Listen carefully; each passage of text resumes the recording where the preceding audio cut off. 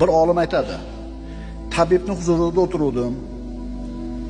Tabib unga qo'ng'iroq chalinib qoldi. Telefonni ko'tardi. Narigi tomondagi odamga tabib aytayapti.